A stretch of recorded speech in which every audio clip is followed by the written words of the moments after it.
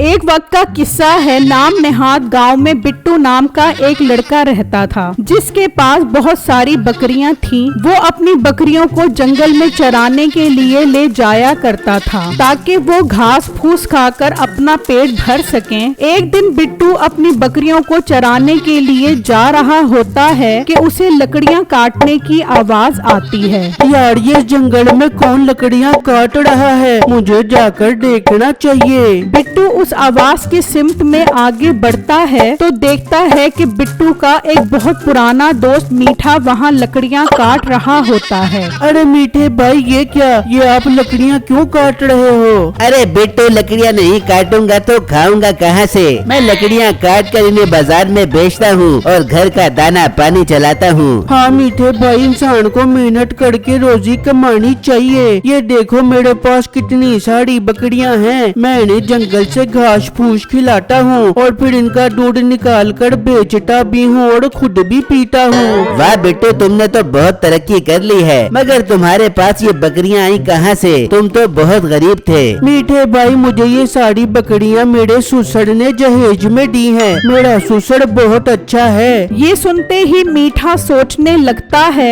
अरे वाह, लोगों की किस्मत देखो, इन्हें जहेज में बकरियां मिल रही हैं और एक मेरा ससुर है जिसने जहेज में मुझे सिर्फ एक लोटा दिया है, और वो भी ये कह करके जब हमें जरूरत पड़ेगी इसे वापस लौटा देना। अच्छा मीठे भाई, मुझे देर हो रही है, मैं अब चलता हूँ। ये कहकर बिट्टू वहाँ से चला जाता है और मीठा लकड़ियाँ उठाकर गुस्से में घर वापस आ जाता है। अरे क्या हुआ मीठे, तेरा मुंह क्यों इतना सूजा हुआ है? बेगम, आज जंगल में मुझे मेरा पुराना दोस्त मिला। मैं तो देखकर हैरान रह गया कि उसके पास बहुत सारी बकरियां थी जो उसे उसके ससुर ने जहेज में दी थी, और मुझे जहेज में क्या मिला? मीठे, तेरे ससुर ने तुझे जहेज में लोटा तो दिए, अब क्या वो तुझे खोता भी दे देता?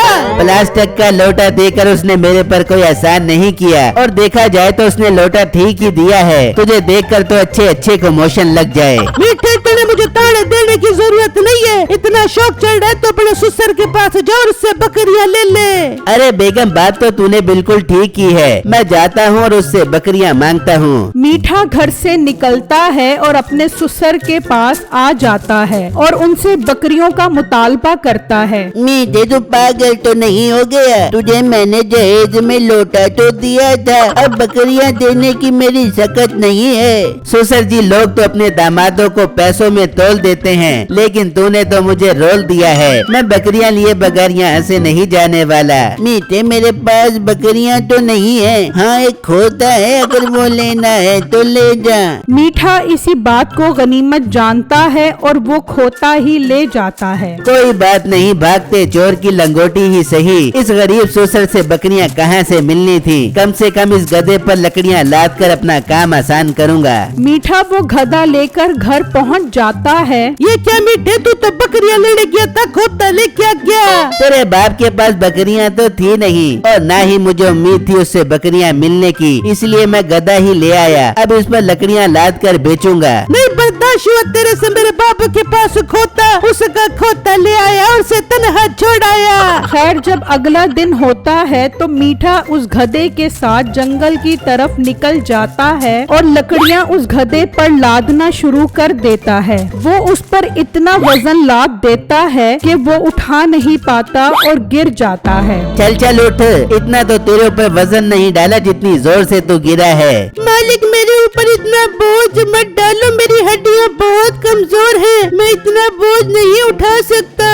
बहुत तेरे जिस्म पर चर्बी चढ़ गई है। चल चल, लकड़ियाँ बाजार भी पहुँचानी है। मीठा उस गधे को लेकर चला जाता है तो रास्ते में बिट्टू की नजर उस पर पड़ती है। यार, ये मीठा भाई कितना जालिम है। कैसे इस मासूम जानवर पर इतना बोझ डाला हुआ है? जानवरों पर इस तरह जुल्म नहीं करना चाहिए। खैर, शाम में मीठा लकड़ियां बेचकर घर आ जाता है और उस गधे को बांधकर अंदर चला जाता है। मालिक, कुछ खाने खाने पीने को दे दो, सारा दिन काम करवाते हो, बहुत भूख लग रही है मालिक। मीठे ने उसे खाने पीने को कुछ भी नहीं दिया और वो गधा भूख की वजह से बेहोश हो जाता है। फिर जब अगला दिन निकलता है तो मीठा उसके पास आता है। देखो देखो कैसे मजे से सो रहा है ये गधा। वहाँ जंगल से लकड़ियाँ काटने जाना है और इस नवाब की नींद ही पूरी नहीं हो रही। मीठा उसे जोर जोर से डंडे मारता है। चल उठ मनहूस गधे, चल जंगल से लकड़ियाँ काटनी है।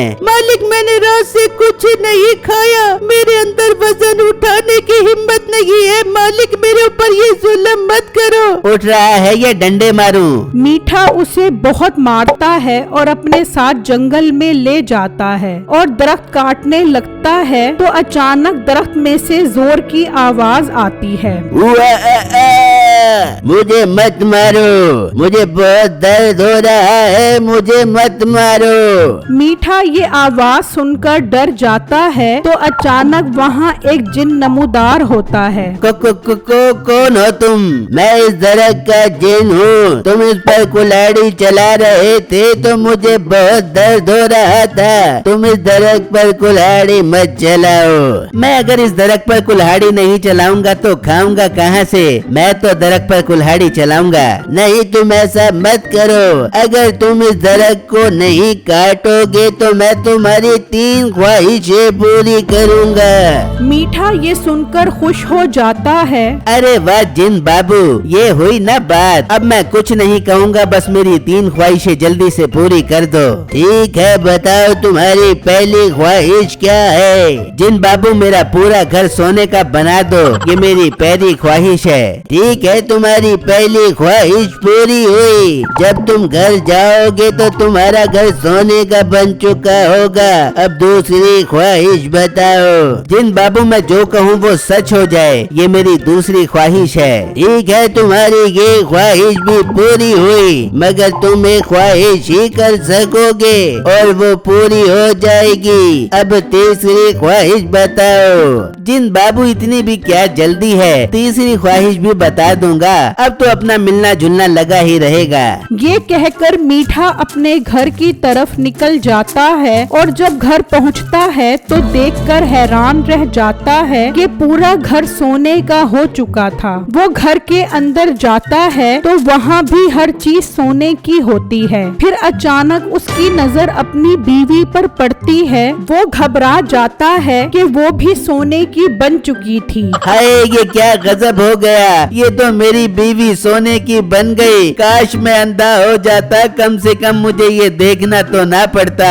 तभी मीठे की दूसरी ख्वाहिश पूरी हो जाती है और उसकी आंखें चली जाती हैं। हाय ये मुझे नजर क्यों नहीं आ रहा, ये मेरी आंखों की रोशनी चली गई। मालिक और करो उल्टी उल्टी ख्वाहिशें। आपने खुद ही कहा था मैं जो कहूँ सच हो जाए, अब कर लो मजे। गधे मेरे प्यारे दोस्त, मुझे ये जिंदगी नहीं चाहिए। मैं पहले जैसा होना चाहता हूँ, तू मेरी मदद कर। मालिक आप जंगल चलो, आपकी आखिरी ख्वाहिश बाकी रहती है। अपनी गलती से तौबा करो और उस जिन से कहो कि मेरी तीसरी ख्वाहिश है कि सब कुछ पहले जैसा हो जाए। मगर मुझे नजर तो आ ही नहीं रहा, मैं जंगल कैसे जाऊंगा? मैं हूँ ना मालिक, जहाँ मैं इतनी लकड़ियाँ उठाता हूँ वहाँ आपका वजन भी उठा लूंगा। आप मुझ पर सवार हो जाओ, हम जंगल चलते हैं। ठीक है मेरे दोस्त, मुझे जंगल ले चल। फिर मीठा गधे पर सवार होकर उस जंगल में आ जाता है और जिन को आवाज देता है।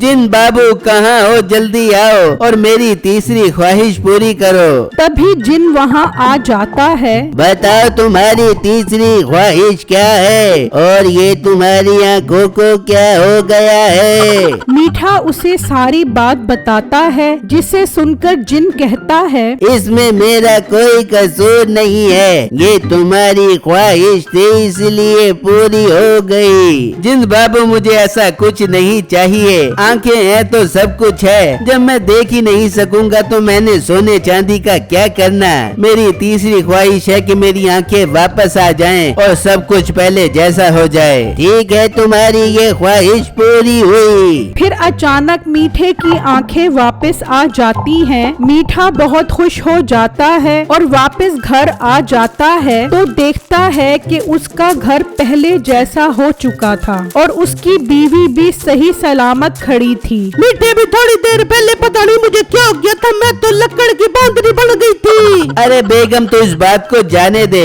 अब से मैं तौबा करता हूँ, मैं मेहनत करके हक हलाल की रोजी कमाऊंगा और अपने इस गधे का बहुत ख्याल रखूंगा। इसने मुश्किल वक्त में मेरा बहुत साथ दिया है। फिर मीठा आधी लकड़ियाँ खुद उठाता है और आधी गधे पर लादता है। अरे वाह, लगता है मीठे भाई को अपनी गलती का एहसास हो गया है, तभी तो गड्ढे पर इतना वजन नहीं डाल रहे। मीठा अब गधे की खूब खिदमत करने लग गया था और सब हंसी खुशी रहने लग गए थे।